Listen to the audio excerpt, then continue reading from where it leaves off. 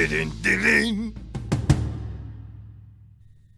در آن دوران گاهی اعتراض هم داشتم. ما به این همه گرانی اعتراض داریم، آخر با این حقوقان اندک چگونه زییم؟ ما نیز به بیکاری اعتراض داریم. چرا ما با این همه تجربه و مدرک که داریم کسی ما را نمیستخدامد؟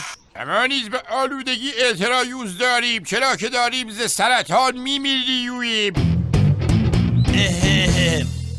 بله حق با شماست، من هم اعتراض دارم. چرا باید در جاده های ما اینقدر تصادف و مرگ و میر باشد؟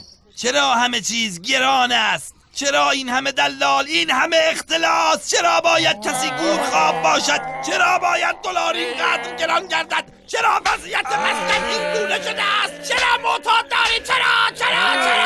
آقایون مسئول جواب باید بدی. سوال رو دوباره میپرسی؟ بابا عیبی ندارد، شما به اعصاب خودت مسلط باش، طوری نشده است که آقا نخواستیم، چیزی نیست که مشکلات خودشان حل می‌گردند. چندیست خانواده‌ام دچار فقر گشته‌اند. طفلکانم در خانه احساس امنیت نمی‌نماید.